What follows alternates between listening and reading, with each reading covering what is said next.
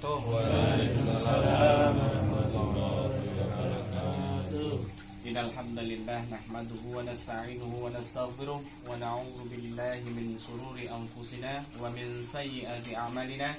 May yahdihillahu fala mudilla lahu wa may yudlilhu fala hadiya lahu. Asyhadu an la ilaha illallah wa asyhadu anna Muhammadan abduhu wa rasuluh. Qala Allah ta'ala fi kitabil karim. A'udzu billahi minasy syaithanir rajim. Bismillahirrahmanirrahim. Qul huwallahu ahad, Allahus samad, lam yalid wa lam yulad wa lam yakul lahu kufuwan ahad. Amma ba'd. Bapak-bapak jamaah pengawasan RT 6 RT 6 Kelurahan RW 3 Kelurahan Wates yang saya banggakan, yang saya hormati, tuan rumah Bapak Pak Tikno ya, yang kami hormati juga. Terima kasih atas waktunya. Kami dari perwakilan PCM, pimpinan cabang Muhammadiyah Ngalian, bareng-bareng sareng-sareng sinau, sareng-sareng belajar sama-sama belajar tentang agama ngoten nggih. Cara gampangipun. Saya mewakili Pak Anas, yang biasanya Pak Anas teng mriki nggih. Kalian Pak Yusuf nggih. Saya perkenalkan, nama saya Arif. Saya dari sini, deket Pak, Beringin Permai. Beringin Permai niku sebelah Masjid Ageng Gondoryo niku. Masjid Ageng Gondoryo sing arah Beringin menika. Menika wonten perumahan, ngajenge perumahan Balai Nirwana. Niku perumahan Beringin Permai. Nggih. Sholawat serta salam terlebih dahulu, monggo marilah kita memanjatkan rasa syukur kita atas kehadirat Allah Subhanahu wa taala, yang mana pada kesempatan kali ini kami menghadiri acara yang insya Allah dimuliakan oleh Allah ini,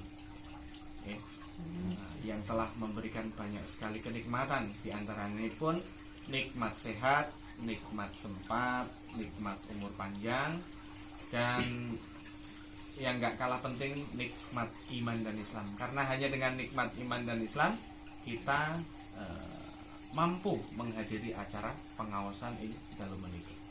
Salawat dan salam monggo sarang-sarang kita curahkan kepada Nabi kita, panutan kita, insya Allah idola kita nih, Nabiullah Muhammad Sallallahu Alaihi Wasallam. Pada kesempatan kali ini pembahasanipun ingkang ringan-ringan mawon. Nggih, sakjane mboten enten sing abot nggih, nek sami-sami sinau nggih, sinau sareng-sareng niki kula nggih tiyang nem nggih. Menawi mungkin kathah salah lepatipun nggih dipun ngapura nggih. Nggih, untuk pembahasan kali ini niku pembahasan tentang surat Al-Ikhlas yang di mukadimah tadi saya bacakan, yang setiap hari insya Allah nggih kita bacakan nggih, terutama sholat nggih, sholat rata-rata. Wow, surat Al-Ikhlas nggih. Kalih nopo surat Inal Kausar. Surat yang terdiri dari 4 ayat. Menika keutamaanipun luar biasa. Keutamaanipun sangat luar biasa, bahkan melebihi surat-surat yang panjang. Karena di situ banyak sekali keutamaan yang akan kita bareng-bareng, sareng-sareng kita belajar tentang surat Al-Ikhlas menika. Nggih. Suratnya itu hanya ada 4 ayat saja, yang sama-sama sudah kita sangat-sangat hafal nggih. untuk memahami surat Al-Ikhlas itu perlu kita ketahui juga untuk sebab diturunkannya surat Al-Ikhlas itu. Surat Al-Ikhlas itu bagaimana kok sampai Allah menurunkan surat Al-Ikhlas itu. Namanya asbabun nuzul atau sebab turunnya Al-Quran, sebab turunnya surat tersebut. Jadi pada zaman Nabi Muhammad SAW diriwayatkan di Imam Ahmad itu yang disampaikan dari Ubay bin Ka'ab, pada saat itu orang-orang musyrikin itu berkata kepada Nabi dan bertanya, "Hai Muhammad, terangkan kepada kami nasab Robmu." Nasab niku nopo? Nasab niku keturunan Rob. Orang-orang musyrikin pada saat itu sangat paham agama-agama yang mereka jumpai itu mengenal adanya anak-anak Allah. Contohipun napa? Agama Nasrani nggih. Nasrani mengenal adanya anak-anak Allah.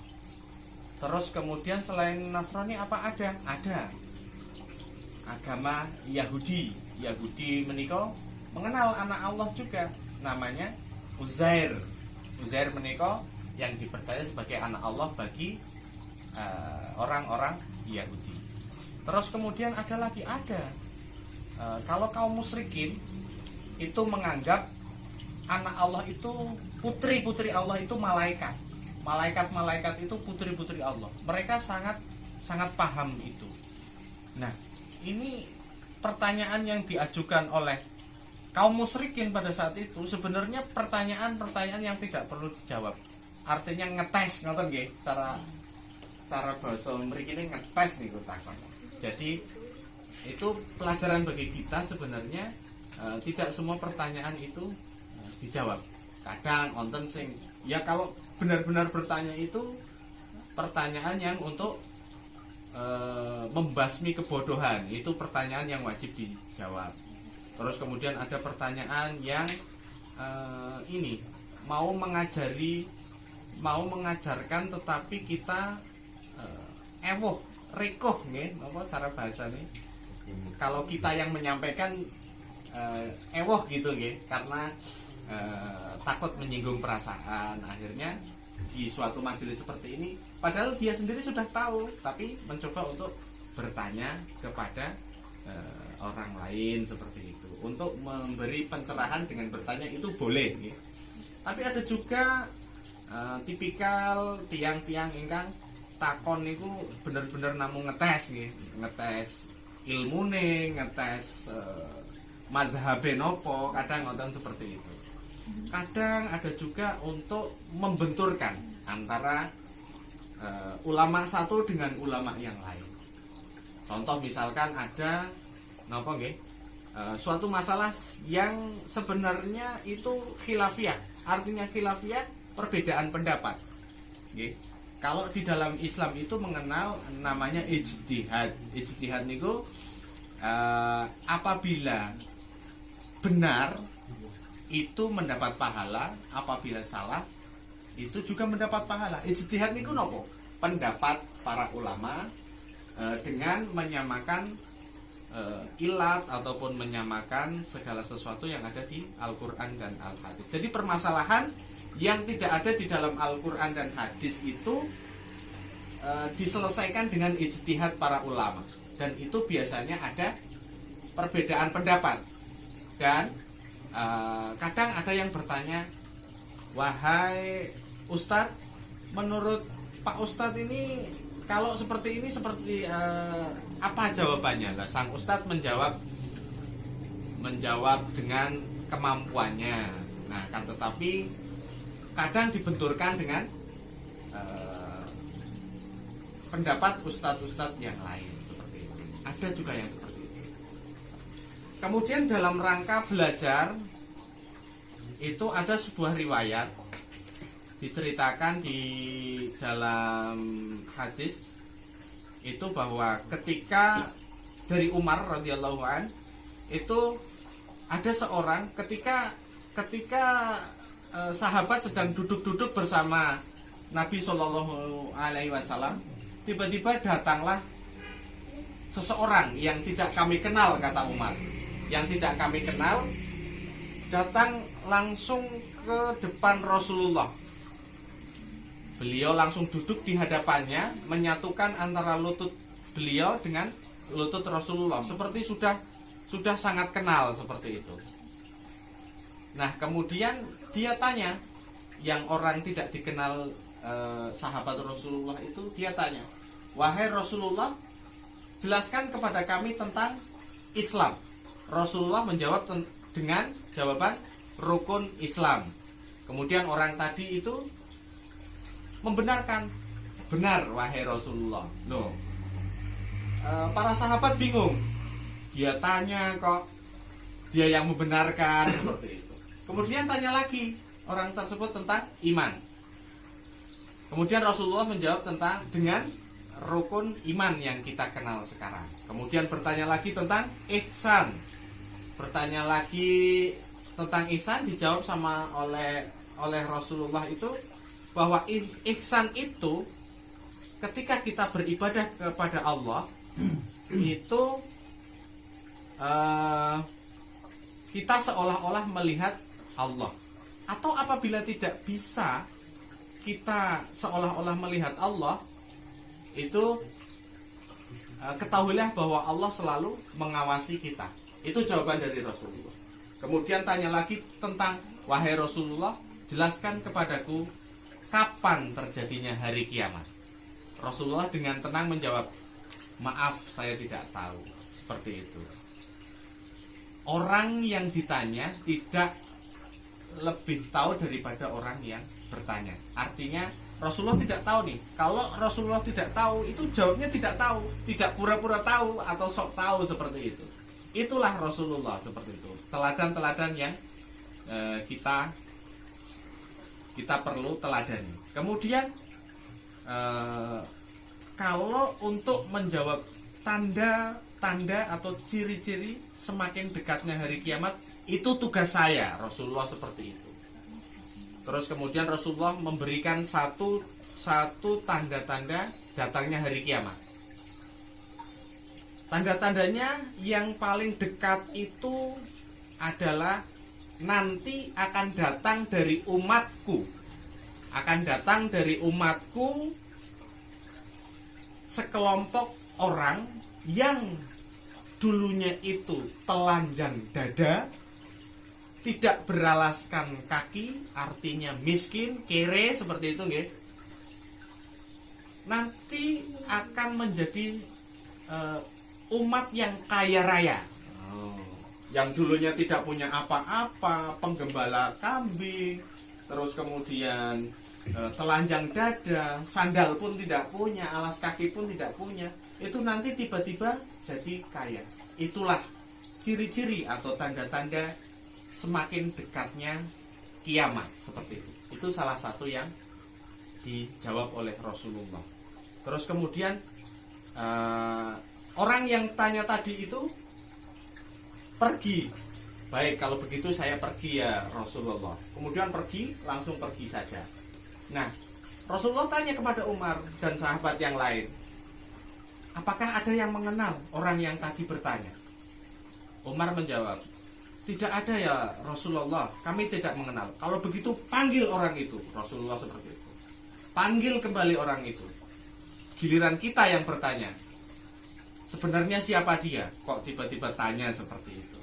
Akhirnya Umar itu orang yang gagah berani ya.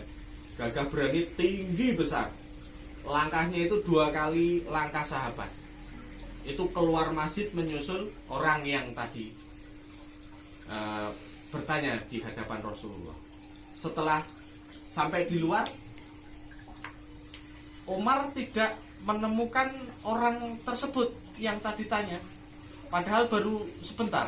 Kemudian Umar kembali lagi ke Rasulullah. Wahai Rasulullah, sudah tidak kelihatan ya Rasulullah orang yang tadi tanya.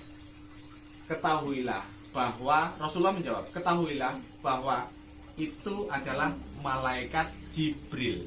Artinya malaikat Jibril sedang memberi contoh cara belajar untuk memperdalam ilmu agama dengan bertanya seperti itu. Itu mengenai pertanyaan yang tadi.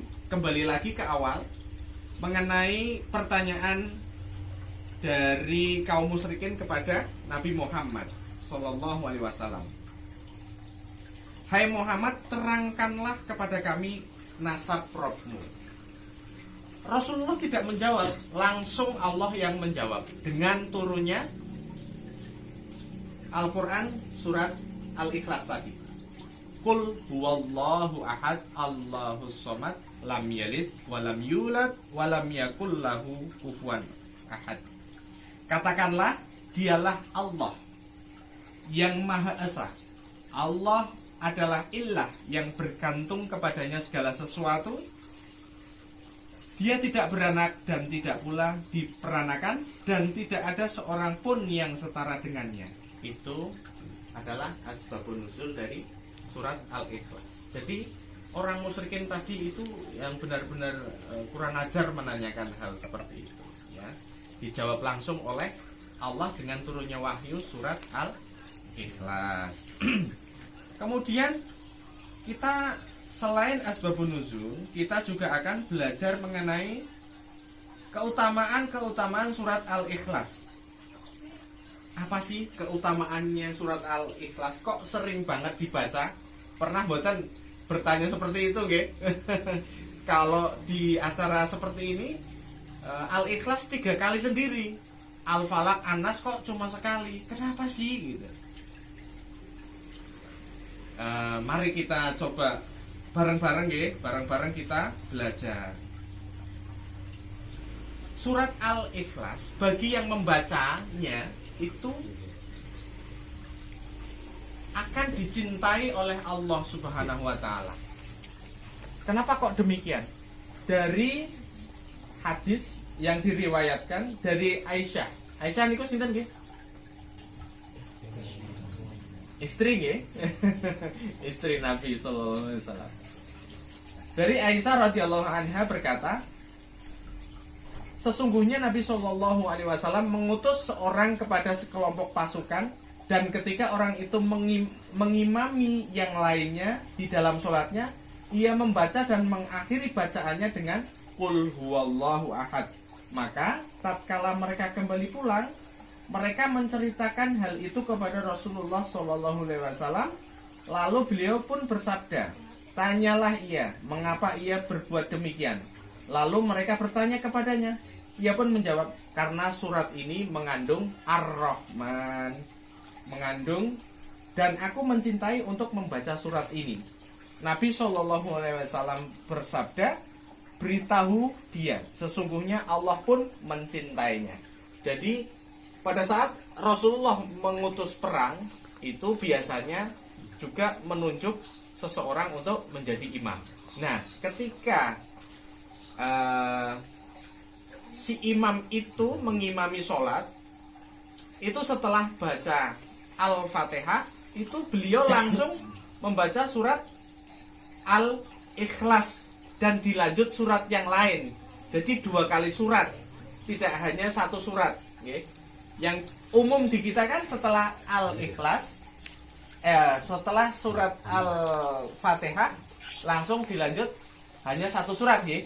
Pada umumnya seperti itu. Nah, para sahabat ini bingung, kenapa kok setelah setelah surat Al-Fatihah, surat lain dulu baru surat Al-Ikhlas. Kenapa kok demikian? Kemudian setelah perang selesai,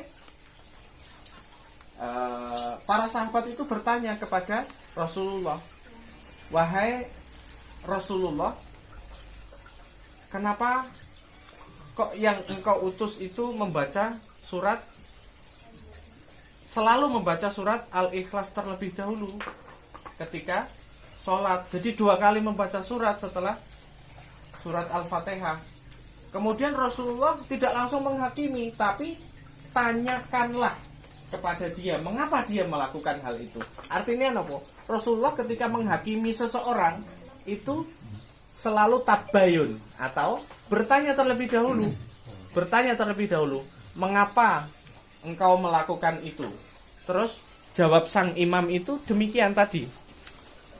Jawab sang imam itu tadi, karena di situ mengandung mengandung sifat Allah yaitu Ar-Rahman. Kemudian Rasulullah bersabda,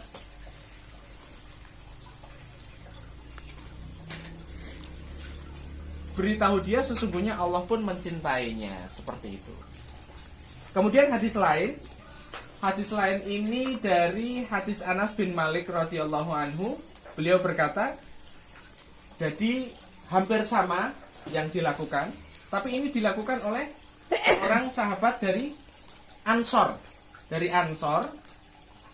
Jadi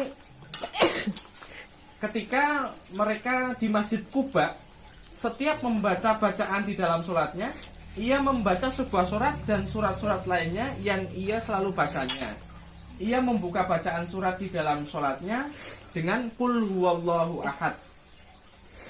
Kemudian membaca surat yang lain. Seperti tadi, 2 surat. Setelah surat Al-Ikhlas, setelah surat Al-Fatihah, kemudian surat Al-Ikhlas dulu, baru surat-surat yang lain. Surat-surat pendek yang lain, seperti itu. Kemudian para sahabat protes nih. Protes. Kenapa kok Anda membaca setelah surat Al-Fatihah membaca surat Al-Ikhlas dulu, diikuti dengan surat yang lain? Kenapa tidak salah satu aja? Kenapa tidak cukup satu aja? Kalau beliau langsung menjawab, saya mengimami itu dengan cara seperti ini. Kalau mau ya saya lanjutkan, kalau tidak mau silahkan mencari imam yang lain. Saya tidak akan meninggalkan membaca surat Al-Ikhlas ini. Seperti itu. Kemudian datanglah kepada Rasulullah SAW. Para sahabat yang tadi protes itu datang. Wahai Rasulullah, kita diimami oleh seorang Ansor, tetapi seorang Ansor itu ketika setelah selesai membaca Al-Fatihah, dia selalu mendahului surat Al-Ikhlas, baru kemudian surat-surat yang lain, wahai Rasulullah. Seperti itu. Kemudian sama, Rasulullah tidak langsung menghakimi, tidak, langsung bertanya, wahai imam yang dari Ansor, mengapa kamu melakukan itu? Seperti itu. Jawabnya sama, karena di situ mengandung mengandung sifat Ar-Rahman. Jadi saya mencintainya, wahai Rasulullah. Maka Rasulullah pun menjawab, sesungguhnya Allah pun mencintaimu.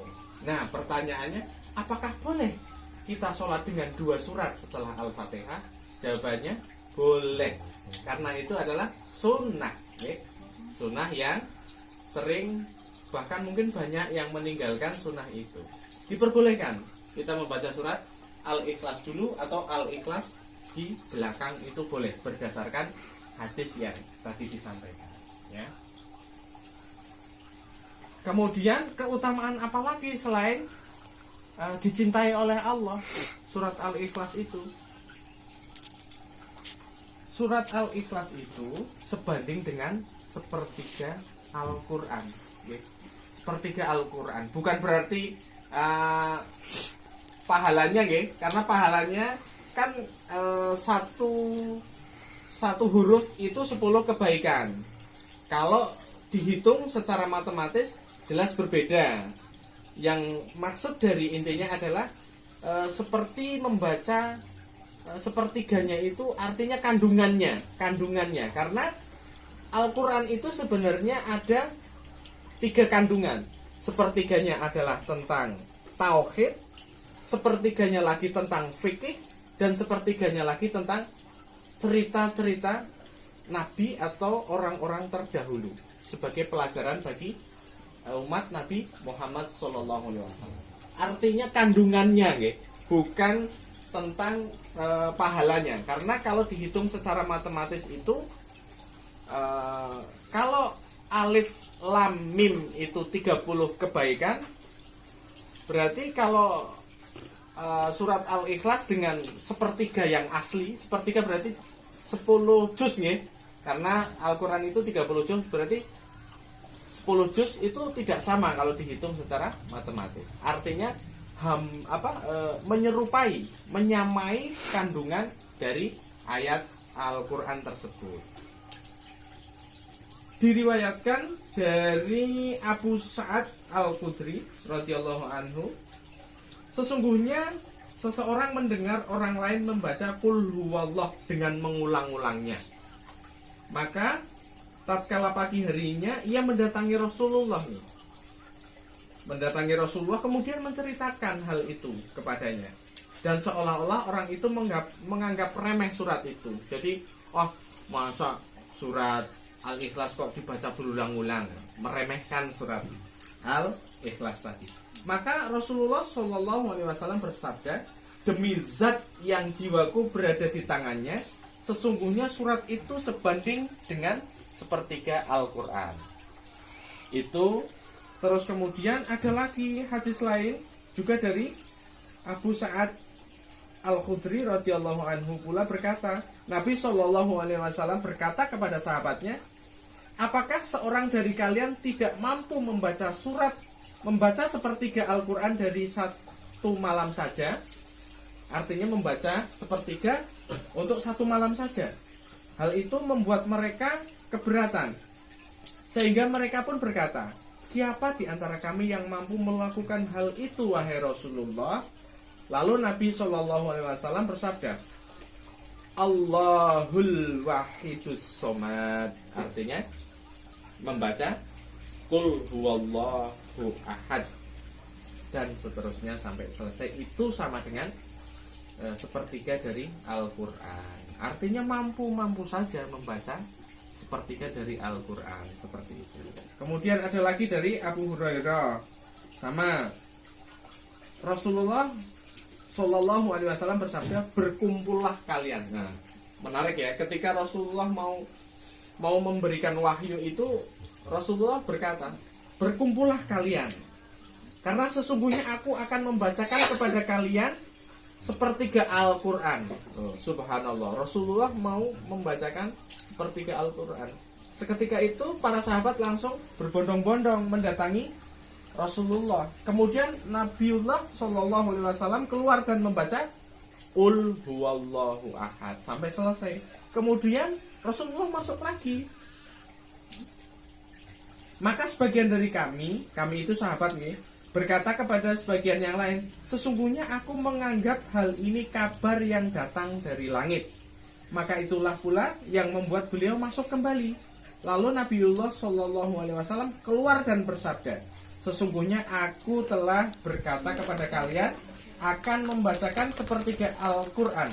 Ketahuilah sesungguhnya surat itu sebanding dengan sepertiga Al-Quran. Dan masih banyak lagi dalil-dalil atau hadis-hadis tentang keutamaan atau setaranya Al-Ikhlas itu dengan sepertiga Al-Quran. Seperti itu nggih. Terus kemudian tadi sudah bahwa keutamaan surat Al-Ikhlas itu Allah mencintai orang yang membaca berkali-kali. Terus kemudian seperti sepertiga Al-Quran. Terus ada lagi nih, membaca surat Al-Ikhlas dapat menjadi penyebab masuk surga. Masya Allah. Syaratnya tidak syirik nih. Syaratnya tetap menjalankan kewajiban-kewajibannya nih. Bukan berarti yang tidak pernah sholat hanya membaca Al-Ikhlas langsung masuk surga mboten-mboten nggih. Artinya tetap tidak pernah melakukan musyrik, tidak pernah meminta-minta selain kepada Allah, tetap menjalankan ibadahnya dengan keyakinan kepada Allah Subhanahu wa taala. Syarat-syarat itu tetap berlaku. Dari Abu Hurairah radhiyallahu anhu, ia berkata, aku datang bersama Rasulullah sallallahu alaihi wasallam, lalu beliau mendengar seorang membaca Qul huwallahu ahad. Maka Rasulullah sallallahu alaihi wasallam bersabda, telah wajib Seperti itu sabda Rasulullah. Kemudian Abu Hurairah bertanya, apa yang wajib wahai Rasulullah? Beliau bersabda, telah wajib baginya surga. Masya Allah. Hanya 4 ayat, tapi sangat istimewa. Seperti itu, ya. Kemudian selain itu, apalagi keutamanya? Surat Al-Ikhlas dengan izin Allah melindungi orang yang membacanya jika dibaca dengan surat Al-Falaq dan An-Nas. Okay. Jadi setiap kali pengajian seperti tadi, ya, tidak hanya surat Al-Ikhlas yang dibaca, tapi dibarengi dengan Al-Falaq dan An-Nas. Karena itu dengan izin Allah mampu melindungi orang yang membacanya. Okay. Dari hadis lagi. Kalau hadis berarti ini benar-benar insya Allah hadis yang sahih yang kita bacakan. Jadi kalau dilakukan itu insya Allah sudah sesuai dengan tuntunan, ya. Hadis dari Uqbah bin Amir Al-Juhani radhiyallahu an, beliau berkata, tatkala aku menuntun kendaraan Rasulullah SAW dalam sebuah peperangan, tiba-tiba beliau berkata, wahai Uqbah, berkatalah, katakanlah, aku pun mendengarkan. Kemudian beliau berkata lagi, wahai Uqbah, katakanlah, aku pun mendengarkan. Karena Uqbah ini nggak mudeng, ya. Rasulullah hanya bersabda, katakanlah, seperti itu. Jadi hanya mendengarkan saja nih Uqbah. Dan beliau mengatakan sampai 3 kali. Sampai 3 kali Rasulullah mengatakan, katakanlah. Lalu si Uqbah ini bertanya, apa yang aku katakan wahai Rasulullah? Beliau pun berkata, Qul huwallahu ahad, Allahus samad, lam yalid walam yulad walam yakul lahu kufuwan ahad. Membacanya sampai selesai, kemudian beliau membaca Qul a'udzu birabbil falaq. Aku pun membacanya, si Uqbah ini membacanya bersamanya hingga selesai. Kemudian beliau membacanya Qul a'udzu birabbin nas. Aku pun membacanya bersamanya hingga selesai. Jadi Al-Ikhlas, Al-Falaq dan An-Nas di dalam suatu peperangan yang tadi disampaikan. Kemudian Rasulullah bersabda, tidak ada seorang pun yang berlindung dari segala keburukan seperti orang-orang yang berlindung dengannya. 3 surat tadi, trikul tadi, ya. Jadi pada saat peperangan tadi, Rasulullah mengajarkan bahwa untuk berlindung dari makhluk-makhluk Allah itu dengan membaca trikul. 3, Qul huwallahu ahad, Qul a'udzu birabbil falaq, dan Qul a'udzu birabbin nas. Kemudian selain itu, keutamaan yang lain itu adalah jika dibaca bersama surat Al-Falaq dan An-Nas ketika seorang hendak tidur. Jadi hendak tidur, Rasulullah itu mengajarkan ketika hendak tidur, selain doa hendak tidur, itu dari Aisyah radhiyallahu an, itu sesungguhnya apabila Nabi SAW ingin merebahkan tubuhnya atau tidur, di tempat tidurnya setiap malam beliau mengumpulkan kedua telapak tangannya. Mengumpulkan berarti seperti berdoa, menyatukan. Mengumpulkan kedua telapak tangannya, kemudian sambil membaca Qul huwallahu ahad, Qul a'udzu birabbin nas, dan Qul a'udzu birabbil falaq. Seperti ini. Menyatukan kedua tangannya, kemudian membaca trikul tadi, kemudian mengusapkan kedua telapak tangannya ke seluruh tubuh yang bisa dijangkau. Mulai dari kepala sini, yang bisa dijangkau. Yang bisa dijangkau semuanya. Nggak perlu sampai sini-sini. Sampai yang bisa dijangkau saja. Itu sebanyak 3 kali. Sebanyak 3 kali.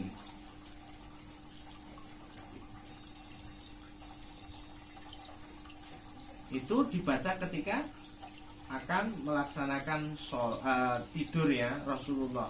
Itu ajaran yang dilakukan oleh Rasulullah. Itu benar-benar diajarkan. Disatukan tangannya seperti berdoa, bukan gini ya, berarti ya. Berarti gini, set. Kemudian membaca di sini qul huwallahu ahad Allahu samad lam yalid walam yulad walam yakul lahu kufuwan ahad. Terus Al-Falaq, An-Nas, kemudian ditiupkan seperti itu. Terus kemudian mulai dari kepalanya kemudian menjulur ke seluruh tubuhnya agar dilindungi dari godaan setan yang terkutuk. Loh, wong lagi tidur kok ada setan, Mas? Yo tetap ada. Wong setan itu memang tugasnya mengganggu manusia. Setan itu musuh yang nyata bagi manusia, baik dalam keadaan duduk, berdiri, ataupun mengerjakan sesuatu, ataupun sedang tidur aja diganggu dengan mimpi-mimpi yang buruk, dengan segala macam lah gitu. Agar terlindung itu dengan membaca 3 qul tadi. Caranya seperti tadi ya. Kita boleh seperti itu dengan cara-cara yang diajarkan oleh Rasulullah. Jangan cara-cara yang diajarkan oleh manusia biasa. Misalkan ditempel plek gitu.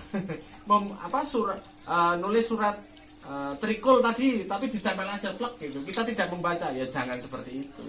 Jangan juga ditulis di kertas kemudian ditaruh di air putih, kemudian diutak-utak terus diminum, ya jangan seperti itu juga ya.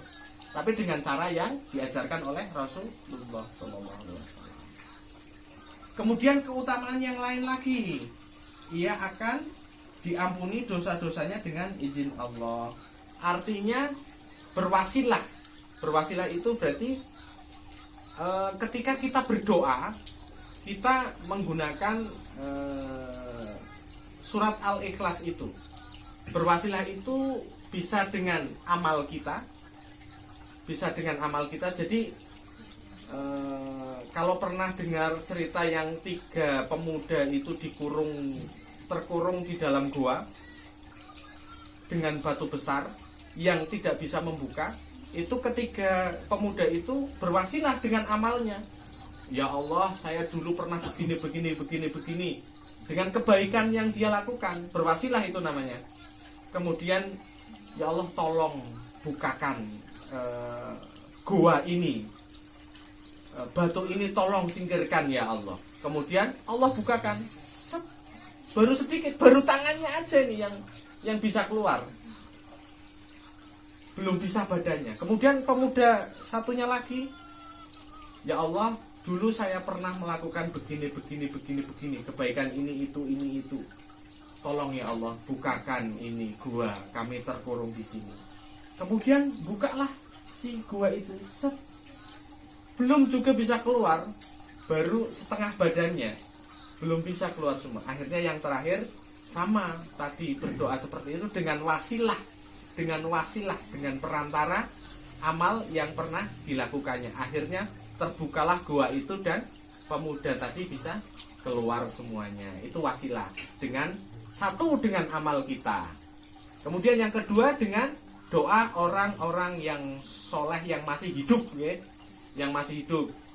Jadi ampun minta didoakan orang yang sudah di alam kubur ya. Yang boleh itu yang masih hidup, seperti itu. Kalau kita berziarah, bukan kita meminta kepada kuburan, tapi kita mendoakannya, kemudian menjadi pelajaran bahwa setiap yang bernyawa pasti mati. Kullu nafsin za'iqatul maut. Itu sebagai pelajaran, bukan kita meminta ke kubur. Banyak yang dipotret di orang-orang Indonesia itu datang ke kuburan berziarah bukan untuk mendoakan tapi untuk meminta. Itu nanti insya Allah setan yang datang. Seperti itu. Loh Mas, kan itu orang soleh. Ya jangankan orang soleh, wong Rasulullah aja tetap ada yang mengganggu setannya, seperti itu maksudnya, seperti itu. Nanti setan itu yang semakin senang, ayo terus berbuatlah musyrik kamu, mintalah kamu kepada kuburan. Nanti setan bisikin seperti itu ya. Sekali lagi, boleh meminta doa kepada orang soleh yang masih hidup, itu wasilah. Dan juga bisa berwasilah dengan surat Al-Ikhlas. Surat Al-Ikhlas tadi itu bagaimana hadisnya? Sesungguhnya Rasulullah SAW masuk ke dalam masjid.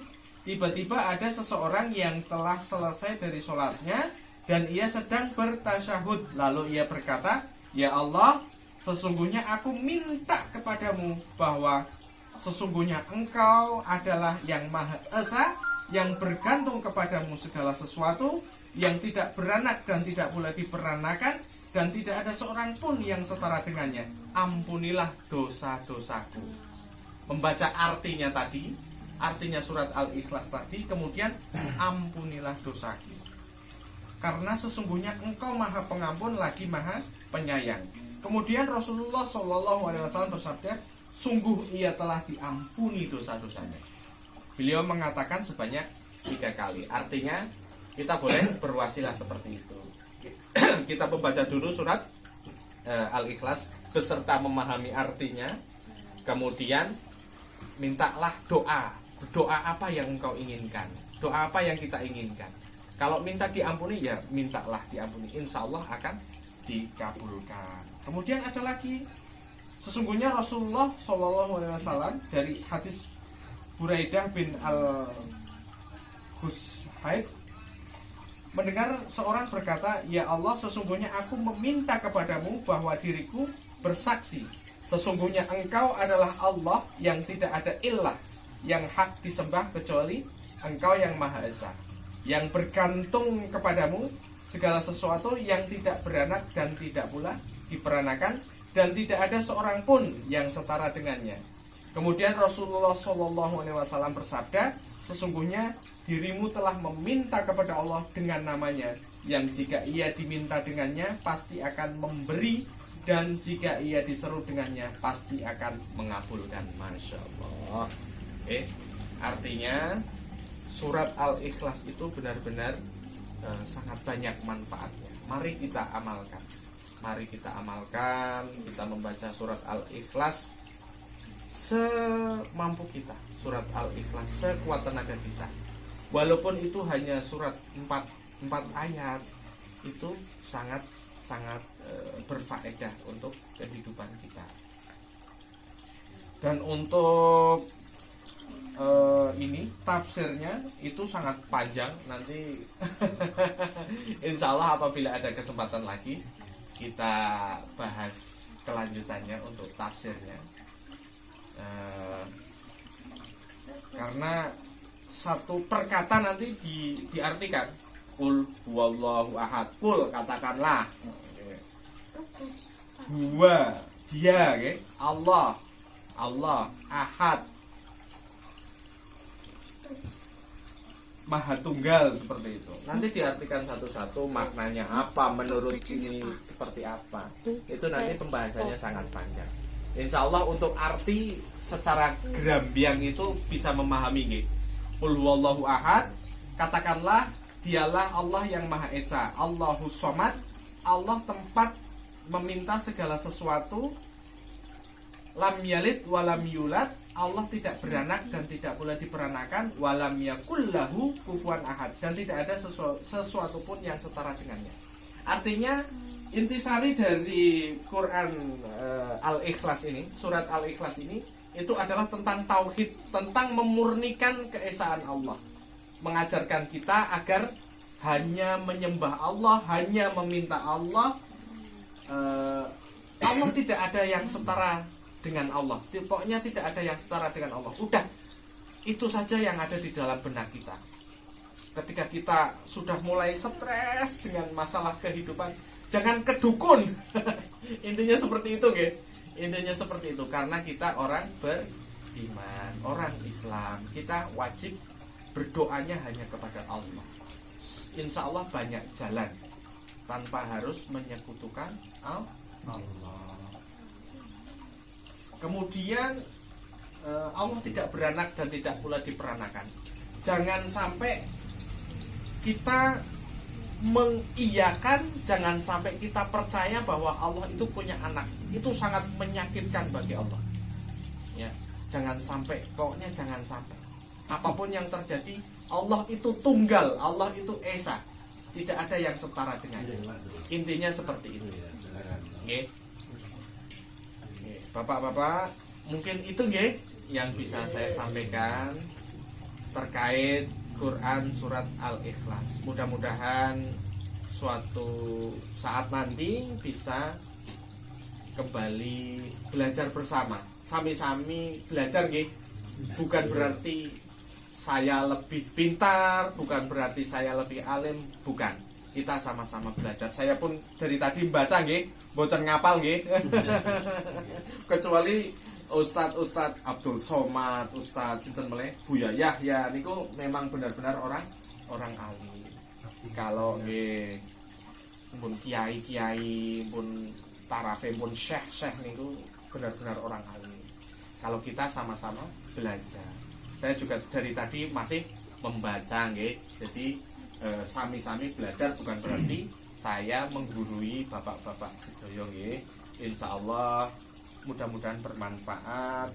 Apabila ada kesalahan mohon dimaafkan. Nanti apabila ada kesempatan insyaallah saya bisa hadir ke sini lagi, insyaallah saya pun hadir ke sini insyaallah dengan izin Allah. Kemudian nggih tambahan dari PCM tanah yang di depan itu alhamdulillah pun dibeli nggih dari PCM. Nanti insyaallah akan dibangun masjid di situ. Nggih, nyuwun dukunganipun, nyuwun donganipun biar Allah memudahkan pembangunan masjid untuk kemaslahatan warga sekitar, untuk nanti menyatu dengan pondok, ya. Mudah-mudahan bisa, ya nanti mudah-mudahan bisa ada TPQ untuk masyarakat sini, anak-anak kita agar bisa belajar agama lebih dalam lagi di TPQ itu. Ya. Ya, sekali lagi dari kami mohon maaf banyak kesalahan. Sami ngantuk nggih, ngapunten nggih. Mboten saged nglucuk kula soalé. Benten kalih almarhum Ustaz Zainuddin MZ. Engko nek nganti keturun nggih kebangetan. Eman-eman nggih nek wonten Zainuddin MZ. Oke, sekali lagi mohon dimaafkan segala salah dan khilaf kami. Dari saya cukup sekian. Astaghfirullahaladzim li walakum. Assalamualaikum warahmatullahi wabarakatuh. Waalaikumsalam.